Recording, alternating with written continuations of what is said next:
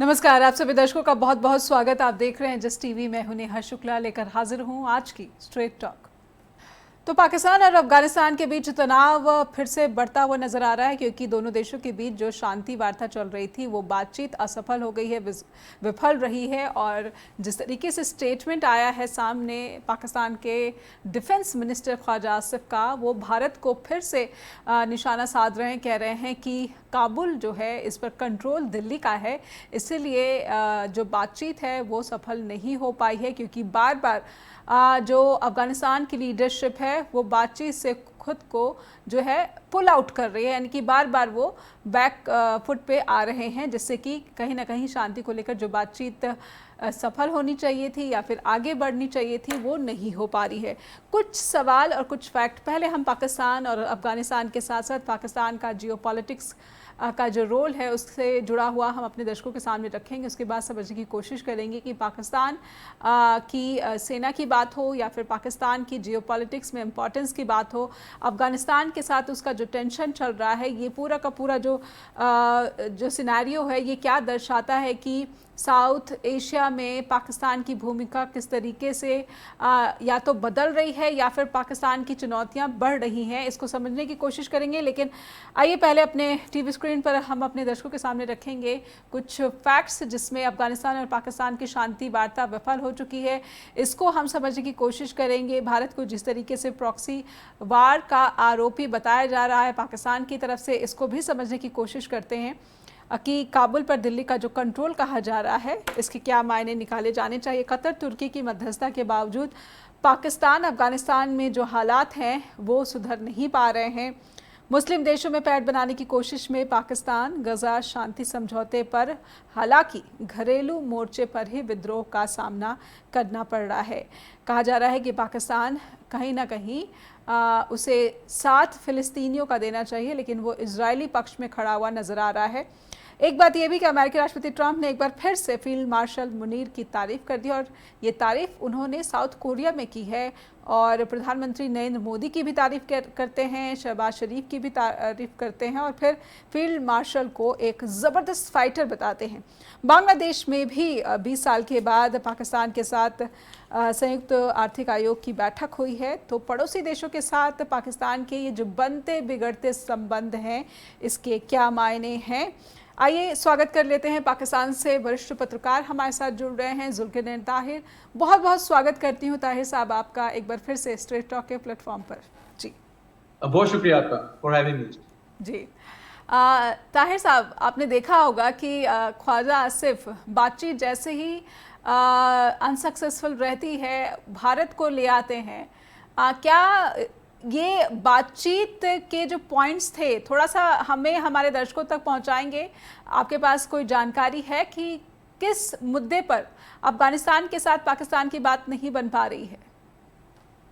देखें, प्राइमरीली अगर हम देखें पाकिस्तान साइड से जो मामला है, पाकिस्तान कह रहा है कि एक तो आपने तहरीक तालिबान पाकिस्तान के खिलाफ एक्शन लेना है अफगानिस्तान के अंदर। जी, तालिबान गवर्नमेंट से इसकी नंबर 1 डिमांड है, और साथ में इसी से जुड़ी दूसरी डिमांड यही है कि आपने अपनी सरजमीन इस्तेमाल नहीं होने देनी अगेंस्ट पाकिस्तान। टेररिस्ट जो अफगानिस्तान से निकल के पाकिस्तान में आके अटैक करते हैं और वापस वो उनको सेफ हेवंस मिल जाता है अफगानिस्तान में, तो ये नहीं होना चाहिए। ये दो पैरामाउंट इनके डिमांड्स हैं या पॉइंट हैं, और यही काइंड ऑफ स्टिकिंग पॉइंट्स हैं from the side of the Kabul.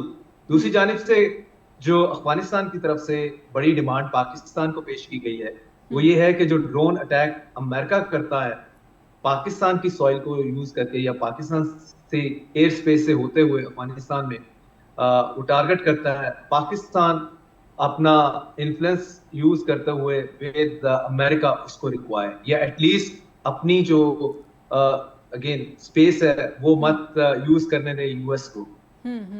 तो ये सीधा सीधा है कि दोनों ही देश कह रहे हैं कि एक दूसरे के खिलाफ अपनी धरती का इस्तेमाल नहीं होने देना चाहिए। ये दोनों ही देशों की तरफ से शर्तें आ रही हैं जो कि पाकिस्तान के लिए जी पाकिस्तान के लिए काबुल की ये शर्त मानना तो बिल्कुल ही इम्पॉसिबल जैसा है। तो शायद क्या यही वो पेच फंसा हुआ है जिसकी वजह से जो बातचीत है वो सफल नहीं हो पाई। बेशक तुर्की और कतर जो है मध्यस्थता कर रहे हैं, उनकी कोशिश है कि ये बातचीत हो जाए, सक्सेसफुल रहे। थोड़ा सा मुझे और इस पर जानकारी आपसे चाहिए ताहिर साहब कि ये डिमांड तो बहुत बड़ी मांगी है काबुल की तरफ से, तालिबान सरकार की तरफ से। जी जी ये जो सॉरी, दोबारा पूछिएगा जरा। जी अमेरिका के ड्रोन के हमलों को लेकर काबुल ने पाकिस्तान के सामने जो शर्त रख दी है, ये शर्त तो कुछ ऐसी है जिस पर बातचीत बन नहीं सकती है। जी जी, यही that appears to be deadlock.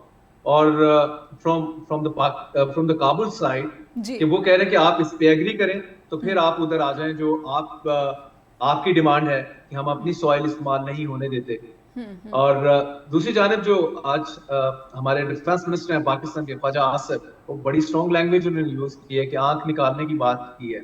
तो इस तरह की जो लैंग्वेज है, इससे तो यही लग रहा है कि कोई खास प्रोग्रेस हो नहीं पा रही। जो पार्लेज हैं, जो मुज़ाकरात हैं इस्तांबुल में हो रहे हैं पिछले 5 दिन से, बैक एंड फोर्थ वाली ही सिचुएशन लगती है कि बार बार बात कर रहे हैं। और तुर्की और तुर्किया और कतर जो है, दे ट्राइंग देयर बेस्ट कि ये दोनों टेबल के ऊपर ही रहें और कुछ ना कुछ एग्रीमेंट के ऊपर पहुंच पाए। अदरवाइज उनका भी यही ख्याल है कि अगर एक मरतबा इनका एग्रीमेंट नहीं हुआ तो इस खित्ते में जो आर्म्ड कॉन्फ्लिक्ट है बढ़ेगा और यू नेवर नो कि उसका कहाँ पे सिचुएशन होगी। और आपके सामने है कि पाकिस्तान ने अफगानिस्तान को ये वार्निंग दी है कि वो बिल्कुल उसको गारों में वो पहुंचा देंगे अफगान्स को। वो गारों में जाके छुप के जिंदगी गुजारेंगे अगर पाकिस्तान के साथ उन्होंने पंगा लिया। और दूसरी जाने तालिबान की गवर्नमेंट की तरफ से पाकिस्तान को थ्रेट है कि हम जो पाकिस्तान का कैपिटल इस्लामाबाद है उसको भी टारगेट करेंगे। तो these are the serious things. और ऑफ कोर्स पाकिस्तान की तरफ से ये भी एलिगेशन है कि इंडिया बैक कर रहा है अफगानिस्तान को, और one of that reasons behind it है कि किसी एग्रीमेंट पे नहीं पहुंच पा रहे, क्योंकि वो कह रहे हैं कि काफी पेनिट्रेशन है इंडिया की काबुल में या तालिबान गवर्नमेंट में। तो ये एग्रीमेंट जो नहीं हो पा रहा, एक वन ऑफ द रीजंस ये भी है कि इंडिया का अपना इंटरेस्ट है इस चीज को लेके। अगर ये बात जी आप अपनी बात पूरी करें। जी जी जी। और दूसरी जानब यहाँ पे जो इंडिपेंडेंट ऑब्जर्वर्स हैं, वो उनका गवर्नमेंट को यही मशवरा है, पाकिस्तानी गवर्नमेंट को, कि अफगानिस्तान के साथ आप आर्म कॉन्फ्लिक्ट में मत जाएंगे तो ऑफ कोर्स एक तरह का फिर ये है कि जिस तरह इससे पहले इंडिया के साथ जो आर्म कॉन्फ्लिक्ट हुआ है, तो ये इंडिया की विन विन सिचुएशन हो जाएगी कि वो अफगानिस्तान को एज प्रॉक्सी रख के तो वो आपसे स्कोर सेटल कर जाएगा। जी। और इवेंचुअली शायद फिर इससे आगे भी ये जो तनाजा है, आर्म तनाजा, ये बढ़ेगा। तो ये थोड़ा सा पिक्चर यहाँ पे तो क्या यहाँ ऐसा लग रहा है कि पाकिस्तान कहीं ना कहीं जिस दो धारी तलवार पर चलता हुआ नजर आ रहा था जब वो सऊदी के साथ डिफेंस पैक्ट करता है, और उसके बाद वो गज़ा में जो पीस प्लान है उसमें हमास से हथियार सरेंडर कराने के लिए अपने 20,000 सैनिकों की तैनाती की बात करता है, और यहाँ पर वो जिस तरीके से अमेरिका के साथ उसकी दोस्ती आगे बढ़ रही थी, लेकिन यहाँ पर वो काफ़ी फंसता हुआ या फिर दो नावों में सवार होता हुआ दिख रहा है। और ऐसे में भारत पर जो आरोप है इसके क्या मायने? क्या ये डाइवर्जन की कोशिश है कि अगर आप कहीं पे नाकाम हो रहे हैं तो फिर आप भारत का नाम ले लीजिए, क्योंकि इससे साफ हो जाता है कि ये जो एटलीस्ट आपको घरेलू पॉलिटिक्स में जो है एक डाइवर्जन मिल जाता है, उसका फ़ायदा मिल जाता है। एक छोटा सा ब्रेक लूँगी मैं ताहिर साहब, इससे पहले कि आपसे समझने की कोशिश करूँ इस सवाल को लेकर। एक ब्रेक के बाद लौटेंगे स्ट्रेट टॉक के साथ।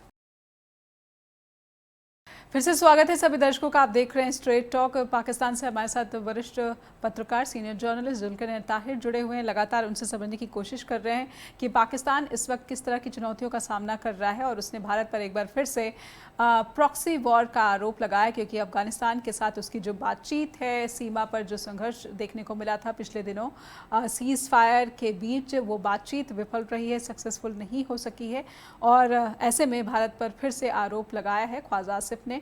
ताहिर साहब, मैं समझने की कोशिश करूंगी कि अमेरिका की दोस्ती बढ़ गई ऑपरेशन सिंदूर के बाद से, जो भारत और पाकिस्तान के बीच हुआ सैन्य संघर्ष मई के महीने में, और उसके बाद अब अफगानिस्तान की ये जो शर्त सामने आई है, क्या अमेरिका की दोस्ती को आगे ले जाना या फिर इसको सफलता के रंग चढ़ा पाना पाकिस्तान के लिए यहाँ पर टेढ़ी खीर साबित होने लगा है?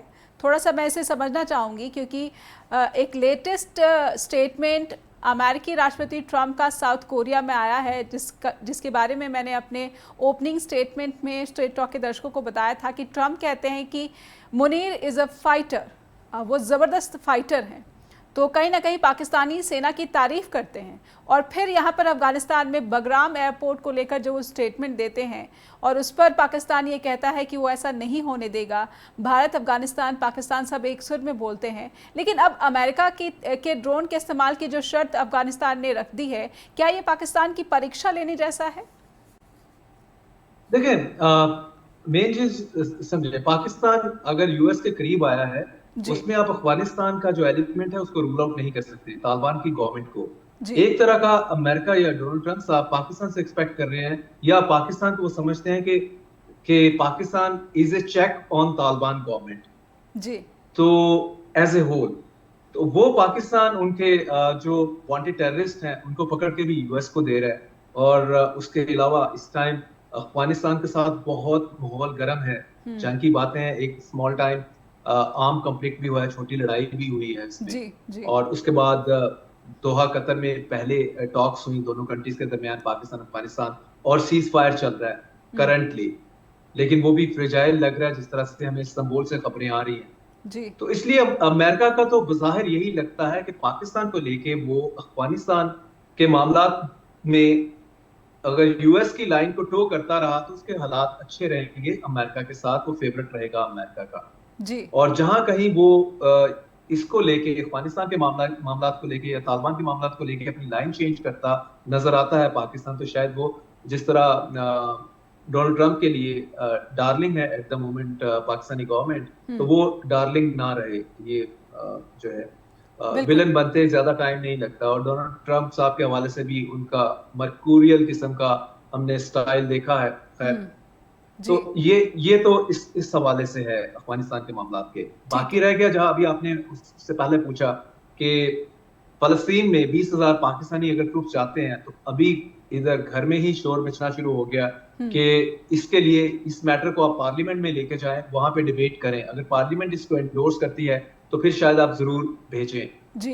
पार्लियामेंट के बाहर अगर आप इसको सेटल करेंगे तो ये ठीक नहीं है, क्योंकि वहां पे जाके आप इसराइल, जो कि पाकिस्तान का एनिमी कंट्री है, और वो इवेंचुअल जो उसकी सारी सिक्योरिटी है एज ए होल, वो तो इसराइल के पास ही है। इंटरनेशनल स्टेबलाइजेशन फोर्स गजा में डिप्लॉय होगी, लेकिन ओवरऑल सिक्योरिटी तो देखनी है इसराइल ने। तो पाकिस्तान समहाउ कोई सबसर्विएंट रोल क्या वहां पे एक्सेप्ट करना चाहिए, तो वो कह रहे हैं कि इसकी डिबेट होनी चाहिए पार्लियामेंट के अंदर। तो जो बज़ाहिर अभी जिस तरह में पाकिस्तान में स्टाइल ऑफ द गवर्नमेंट है, उसमें पार्लियामेंट एक रबर स्टैंप के तौर पे सामने है हमारे, तो इसलिए लगता नहीं है कि ये भी कोई डिसीजन जो होगा, जिसने भी डिसीजन करना है उसने पार्लियामेंट में लेके जाना है या किसी और पब्लिक फोरम पे, लगता नहीं कि जाएगा सीधा। अगर इन्होंने डिसाइड कर लिया हुआ गवर्नमेंट के टॉप फंक्शनरीज ने, जो गवर्नमेंट रन कर रहे हैं, तो वो कर लेंगे, चाहे जितना मर्जी क्रिटिसिज्म पाकिस्तान के अंदर से इस चीज को आ जाए। तो एज ए होल इस चीजों में, और दूसरी जानिब अभी फिर यही है कि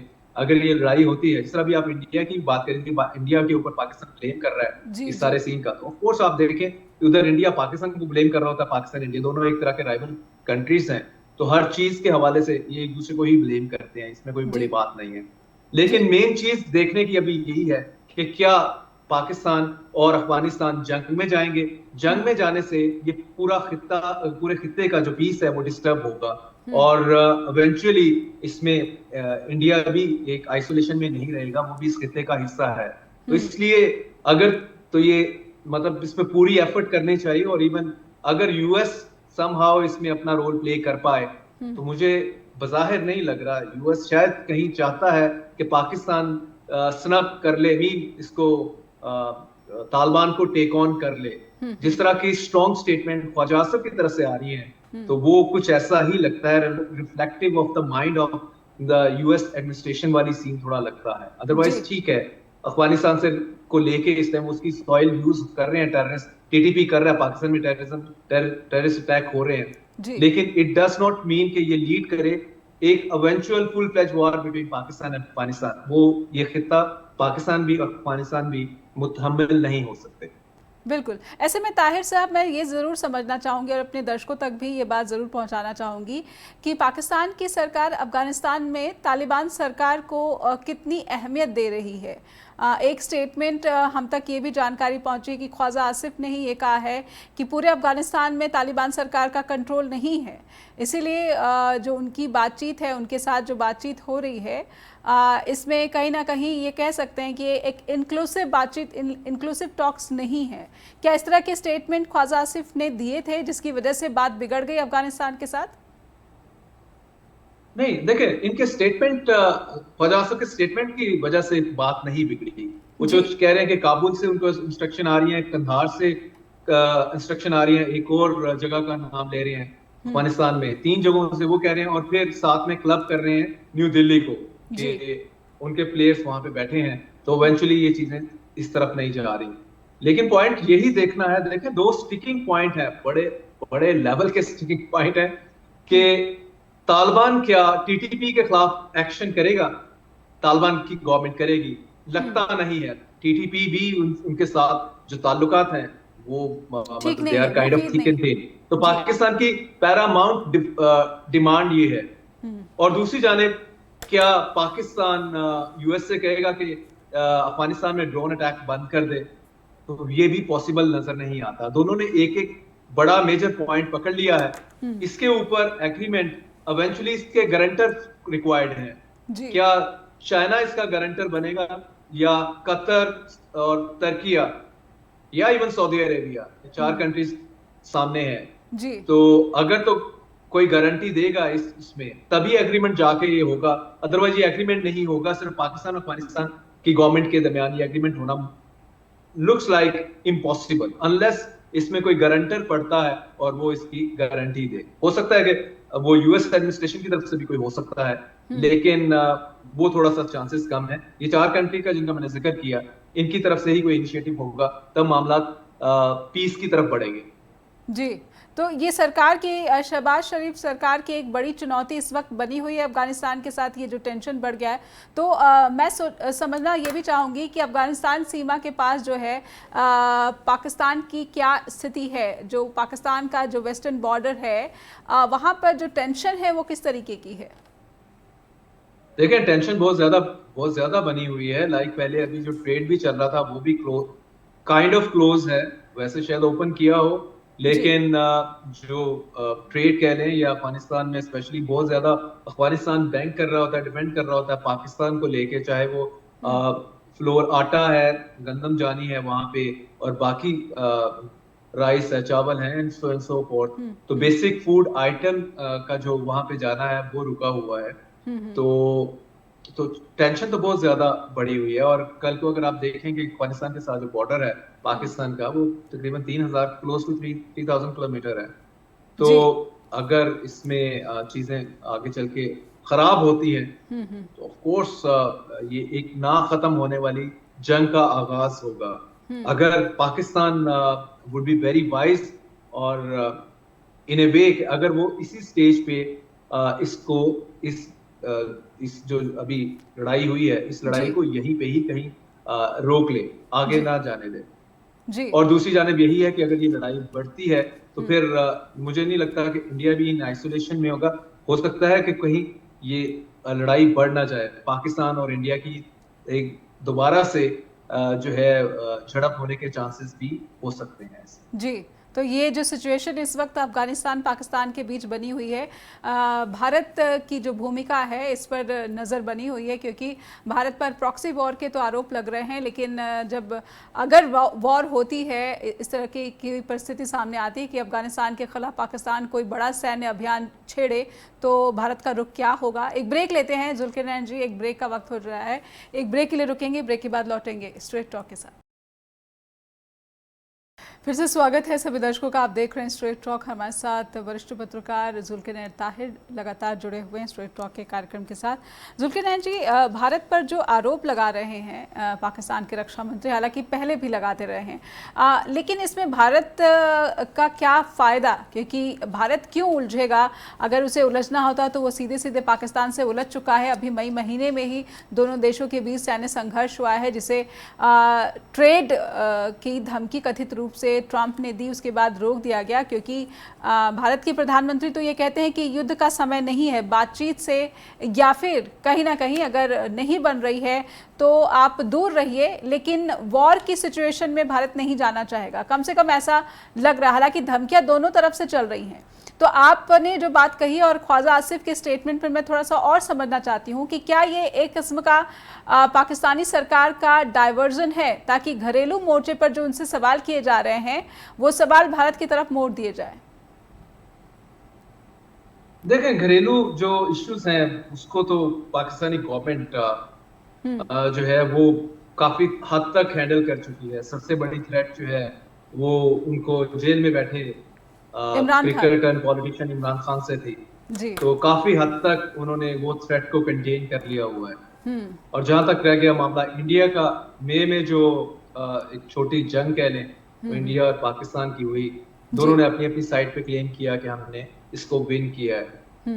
पाकिस्तान ने उससे सबसे बड़ा गेन ये किया कि पाकिस्तान इस जंग के बाद अमेरिकन एडमिनिस्ट्रेशन के करीब हो गया, या डोनाल्ड ट्रंप साहब के करीब हो गया, जो कि उससे पहले इस किस्म की कोई हम यहाँ पे पाकिस्तान में नहीं देख रहे थे। और बल्कि यहाँ पे बहुत ये ज्यादा एंटिसिपेट किया जा रहा था कि जिस तरह से इमरान खान की पार्टी पाकिस्तान तहरीक इंसाफ की diaspora in United state of America में उन्होंने बहुत ज्यादा सपोर्ट किया था ट्रंप को गेटिंग इलेक्टेड फॉर प्रेसिडेंट, तो उसमें लग ये रहा था कि एक फोन कॉल शायद वो कर देंगे प्राइम मिनिस्टर शहबाज शरीफ को या ताकतवर हलकों को और कहेंगे कि इमरान खान को कोई रिलीफ प्रोवाइड करें। इंस्टेड ये हुआ कि जो मई में पाक इंडिया आर्म कॉन्फ्लिक्ट हुआ, उसके बाद पाकिस्तान क्लोज हो गया और एक इंप्रेशन ये आ गया कि पाकिस्तान ज्यादा स्ट्रॉन्ग इमर्ज हुआ है, या आप ये कह दें कि पाकिस्तान की एस्टेब्लिशमेंट ज्यादा स्ट्रॉन्ग इमर्ज हो गई इसके बाद। जी जी तो, जी। तो इसमें अब पाकिस्तान जो कि एक ओपनली कहता है कि हमने अपने आप को हार्ट स्टेट बनाना है, हार्ट स्टेट का इंप्रेशन पूरा है यहाँ पे। तो इसमें जैसा कि हम अफगानिस्तान के हवाले से बात कर रहे थे, मैंने आपको बता रहा था कि उसमें अमेरिकन इंटरेस्ट भी है। पाकिस्तान इस टाइम चाह रहा है कि ये जो चीनी जो है वो बाहर होटल से आया हुआ है तालिबान की फॉर्म में, टीटीपी की फॉर्म में, इसको भी बोतल में बंद कर दिया जाए। तो this is the right time because America is at our back, mean Pakistan's back. और उसके अलावा बहुत ज्यादा ब्लडशेड पाकिस्तान के खैबर पख्तूनख्वा में या बलूचिस्तान में भी जो सिचुएशन है, तो इसमें अफगानिस्तान से जो टेररिस्ट आते हैं यहाँ पे जो मामला कर रहे हैं, तो इनको वंस फॉर ऑल जो है nip the evil in the bud, इनसे डील किया जाए और this is the right time. और इसीलिए पाकिस्तान कोई इनको जो है तालिबान गवर्नमेंट को कोई किसी किस्म का मतलब अपने स्टांस से पाकिस्तान बच नहीं कर रहा, अदरवाइज शायद फ्लेक्सिबल होता। बिल्कुल। तो आपने बड़ी एक इंटरेस्टिंग बात यहाँ पर रखी है कि पाकिस्तानी सेना को लगता है कि ये बिल्कुल मुफीद समय है, मुफीद जो टाइम है कि टीटीपी जैसे जो संगठन है इनको बोतल के अंदर बंद कर दिया जाए, ताकि उनकी जो सीमा से संबंधित या फिर सुरक्षा से संबंधित जो समस्या है पाकिस्तान की, कई आतंकवादी हमले में लगातार जिस तरीके से पाकिस्तानी सुरक्षा बलों को निशाना बनाया जाता है, पाकिस्तानी सेना पर हमले किए जाते हैं, तो ये फिर क्या ऐसा लग रहा है कि पाकिस्तान ये चाहता है कि ये हो जाए। और इसीलिए जब अफगानिस्तान के विदेश मंत्री, तालिबान सरकार के विदेश मंत्री भारत पहुंचे थे, तो फिर पाकिस्तान ने अफगानिस्तान पर हमला किया था टीटीपी के ठिकानों को कहकर। जी जी, देखें ऑब्वियस है, पाकिस्तान के साथ अफगानिस्तान यानी कि तालिबान गवर्नमेंट के हालात बिगड़ेंगे तो वो होता है ना कि दोस्त का दुश्मन वो दूसरे का दोस्त होता है, तो काबुल के ताल्लुकात दिल्ली से वैसे ही बढ़ेंगे। दुश्मन का दुश्मन दोस्त होता है। जी हाँ जी जी। तो इसलिए पाकिस्तान समझ आया कि और पाकिस्तान इसमें मैं फिर बताया ना जिस तरह के यूएस की बैकिंग भी है, जी। और दिस टाइम अराउंड वो कह रहे हैं कि ये अफगानिस्तान वाला मामला टीटीपी स्पेशली हम्म। ये वाला सेटल डाउन करने का टाइम आ गया है, जी। इसको अब मजीद टाइम नहीं देना।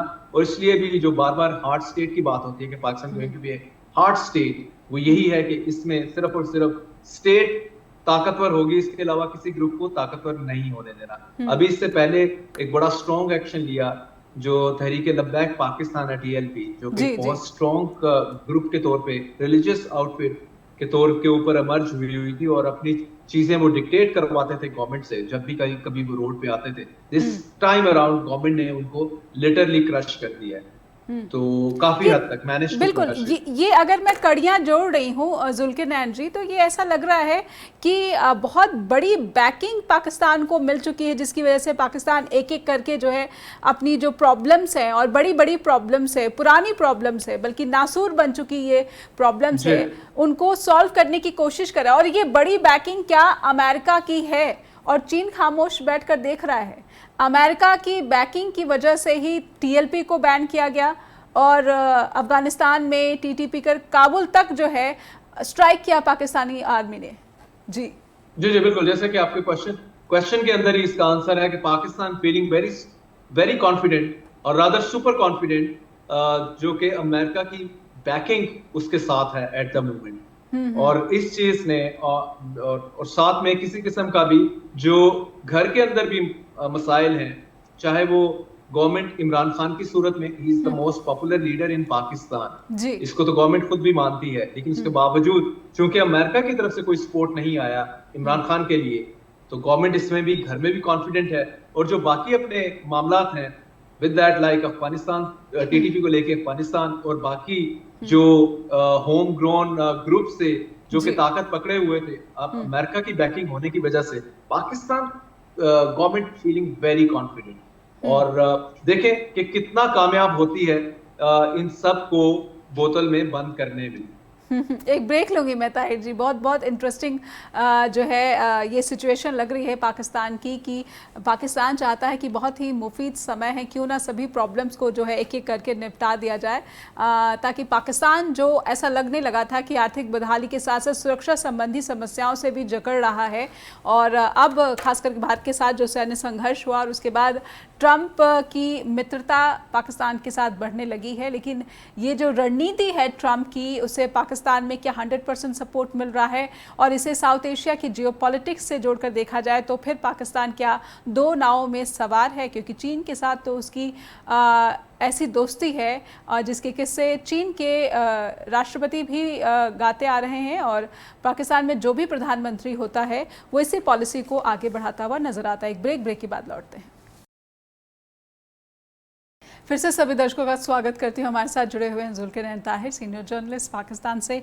जुल्किरनैन जी, अमेरिका के खिलाफ पाकिस्तान में एक काफ़ी स्ट्रॉन्ग इमोशंस देखा जाता रहा है। इलेक्शंस में भी इसको भुनाने की कोशिश होती रही है। पाकिस्तान के चुनाव की जब देखती हूँ जो तस्वीरें आती हैं, क्या इसके बावजूद शहबाज शरीफ और फील्ड मार्शल जनरल मुनीर इस इमोशन को इग्नोर करते हुए अपनी स्ट्रैटेजी को फॉलो कर रहे हैं, आगे बढ़ा रहे हैं, और ये कितना भारी पड़ सकता है अगर कुछ भी गलत हुआ, क्योंकि चीन के साथ उनकी पक्की दोस्ती है?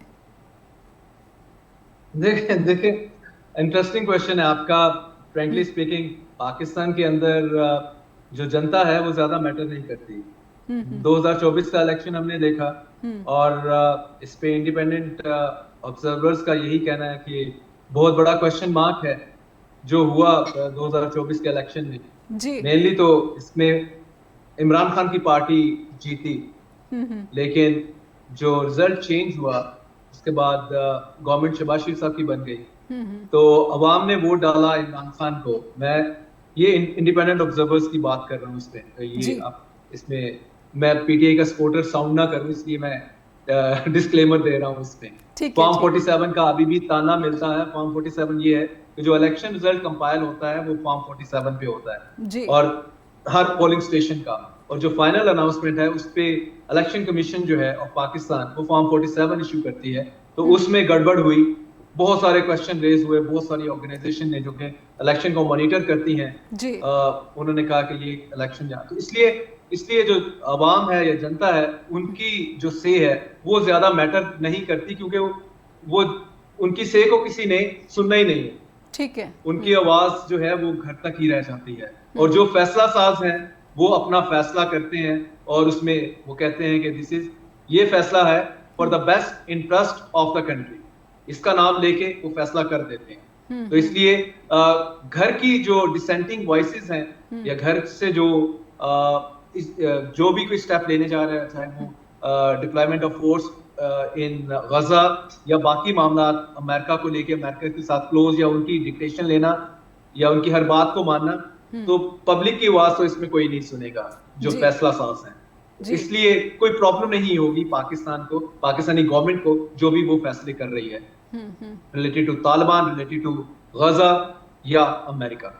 जी, ऐसे में जमहूरियत जो डेमोक्रेसी है उस पर भी आपकी एक छोटी सी स्टेटमेंट ज़रूर लेना चाहूँगी। ऐसे में डेमोक्रेसी जिसकी बात अमेरिका करता आ रहा है कि पाकिस्तान में ज़रूर डेमोक्रेसी जो है ये आगे बढ़नी चाहिए, मजबूत होनी चाहिए, उसी से तरक्की का रास्ता या फिर लोगों के हितों का रास्ता जो है वो इंश्योर होता है, सुनिश्चित होती है। ऐसे में डेमोक्रेसी पर थोड़ा सा मैं, क्योंकि इससे आगे तो आप ये बात कह सकते हैं कि this is interest of Pakistan, लेकिन उससे आगे तो लोगों के लिए महंगाई का मसला है, लोगों का जो फाइनेंसेस रिलेटेड इश्यूज़ हैं, सरकार जिस तरीके से कर्ज़ के लिए कई जगहों पर अपील करती रही है, चीन से या फिर सऊदी अरब से उसे मदद मिलती रही है, तुर्की से मदद मिलती रही है, इस पूरी सिचुएशन में डेमोक्रेसी का जो सबसे बड़ा सवाल है ये और बड़ा हो जाता है। देखिए, डेमोक्रेसी का क्वेश्चन तो रहेगा। पाकिस्तान में शैम डेमोक्रेसी है, जो टेलर्ड काइंड ऑफ है, या बिल्कुल जमहूरियत का चेहरा है, पीछे गवर्नमेंट कोई और कर रहा है, ये चीजें अपनी जगह। आपका क्वेश्चन बड़ा पर्टिनेंट था रिगार्डिंग के यूएस जो कि बड़ी बात करता है इसको, जमहूरियत को, और कि जी जमहूरियत होनी चाहिए, लेकिन ये सिर्फ बातों की हद तक ही होता है। मैं छोटी सी एग्जांपल आपको दूंगा कि अभी अल-फतह सिसी जो है, अल-फतह सिसी इजिप्ट के जो रूलर हैं इस टाइम, प्रेसिडेंट हैं, तो आपके सामने वो मिलिट्री डिक्टेटर थे साहब, और या मिलिट्री डिक्टेटर स्टिल हैं। उन्होंने अल-मुर्सी की गवर्नमेंट को घर भेजा, इलेक्टेड गवर्नमेंट को, और बहुत ज्यादा ब्लडशेड हुआ उसमें, और हजारों की तादाद में जो ब्रदरहुड के लोग हैं वो जेल में हैं इजिप्ट में। तो उससे जाके हक कर रहे हैं अपना डोनाल्ड ट्रंप साहब, जफियां डाल रहे हैं उनको, बड़ी उनकी तारीफ कर रहे हैं। और जो अभी सीज फायर हुआ बिटवीन गजा या हमास एंड इसराइल, उसमें सिसी वाज देयर और उनको इजिप्ट में ही थे सारे, और उनमें उनकी बहुत आला तारीफें कर रहे थे ट्रंप साहब। तो प्रैक्टिकली ये उनसे भी ये जो है यूएस हो या बाकी बड़ी ताकतें, उन्हीं से डील करते हैं जो कि ताकत में आते हैं, इवन बाय हुक और बाय क्रूक। और अदरवाइज इनका जो एक स्टेटेड स्टेटमेंट होती है वो हमेशा प्रो डेमोक्रेटिक होती है, ये हमने देखा है। और ये एक बड़ा टॉपिक है, इसमें हम कितने सारे कंट्रीज की एग्जांपल दे सकते हैं। मैं उस टॉपिक को और ज़्यादा आगे ना ले जाते हुए मैं बांग्लादेश का टॉपिक ज़रूर आपसे समझना चाहती हूँ। 20 सालों के बाद बांग्लादेश और पाकिस्तान के बीच जो है जॉइंट इकोनॉमिक कमीशन की बैठक हुई है, इसे कितना इम्पॉर्टेंट आप देख रहे हैं पाकिस्तान के हित में, पाकिस्तान के इंटरेस्ट के रूप में? क्योंकि भारत ने तो बांग्लादेश के लिए ट्रांसशिपमेंट फैसिलिटीज़ जो है वो सस्पेंड कर दी थी, और इसका पूरा फ़ायदा पाकिस्तान उठाना चाहता है। जी ऑब्वियसली ये जो खिते में हुआ बांग्लादेश, कराची पोर्ट के इस्तेमाल का ऑफर दिया गया है बांग्लादेश को। जी ऑब्वियसली इससे फर्क Pakistan after decades and decades Bangladesh के करीब आया है। हसीना वाजिद की गवर्नमेंट पैकअप हुई, हसीना वाजिद आपके सामने ही है, शी इज इन हाइडिंग। उनकी पार्टी को भी अब आगे इलेक्शन होगा तो शायद बैन किया जा रहा है। जी तो इसमें एक चीज तो बड़ी क्लियर है कि पाकिस्तान बांग्लादेश के करीब आएगा, और जो ट्रेड बूस्ट मिलेगा स्पेशली पाकिस्तान को, तो वो certainly good for the Pakistan economy. और आगे चल के भी कोशिश यही होगी शहबाज गवर्नमेंट की कि ये जो अभी ताल्लुकात रिन्यू हुए हैं या बने हैं एक दूसरे के साथ आफ्टर डेकेड्स, ये लॉन्ग लास्टिंग हो, ये टेम्परेरी मत हो। तो इसके लिए Pakistan government is quite mindful, और किसी किस्म की भी बांग्लादेश को कोई किसी भी फ्रंट पे कोई कंसेशन की सपोर्ट रिक्वायर्ड होगी तो पाकिस्तान वो हेल्पिंग हैंड एक्सटेंड करेगा। जी जी बिल्कुल। ऐसे में पाकिस्तानी आर्मी और बांग्लादेश की जो आर्मी है, इनके बीच भी एक इम्पॉर्टेंट मीटिंग हुई है जिसमें कंट्रोवर्शियल मैप जो है वो हैंडओवर किया गया है बांग्लादेश के इंटरिम गवर्नमेंट के जो चीफ हैं मोहम्मद यूनुस की तरफ से। उसे लेकर भारत में काफ़ी बातें हो रही हैं, काफ़ी कंट्रोवर्सी हो रही है, क्योंकि इस मैप में भारत के जो कुछ स्टेट हैं उनको उसमें शामिल दिखाया गया है, उसमें बांग्लादेश का जो है पार्ट बताया गया है। पाकिस्तान में किस तरह की चर्चा है इस पर? देखिए, ये अगर इस तरह का कोई सीन बनता भी है, ये तो आपको पता है काइंड ऑफ टीजर्स होते हैं जो एक दूसरे को, जो राइवल कंट्रीज हैं, तो इस तरह की कोई भी कंट्रोवर्सी बनती है तो वो एक दूसरे को टीज करने तक की हद तक होता है, इससे ज्यादा चलता नहीं, और इससे पॉलिटिकल पॉइंट स्कोरिंग होती है बेसिकली। बिल्कुल। ऐसा लग रहा है कि सिर्फ टीज किए जा रहे हैं भारत और पाकिस्तान एक दूसरे को, जबकि इस पूरे रीजनल पीस की बात है और प्रॉस्पेरिटी की बात है, तो दोनों ही देशों को शायद डायलॉग्स के अलावा किसी और रास्ते से जो है अपने इंटरेस्ट नहीं फुलफिल हो सकेंगे। बहुत बहुत धन्यवाद करना चाहूँगी जुल्किरनैन ताहिर, आपका आपने समय दिया और स्ट्रेट टॉक के प्लेटफॉर्म से जुड़े, आपका बहुत बहुत आभार व्यक्त करती हूँ और दर्शकों से अनुरोध करती हूँ। Thank you very much. दर्शकों से अनुरोध करती हूँ कि आपको इस कार्यक्रम के बारे में कुछ भी हम तक पहुँचाना है, अपने विचार शेयर करने हैं, तो हमें ईमेल भेजें info@ejasbroadcasting.com या फिर neha@ejasbroadcasting.com पर भी फीडबैक पहुँचा सकते हैं। देखते रहिए एजस टीवी। नमस्कार।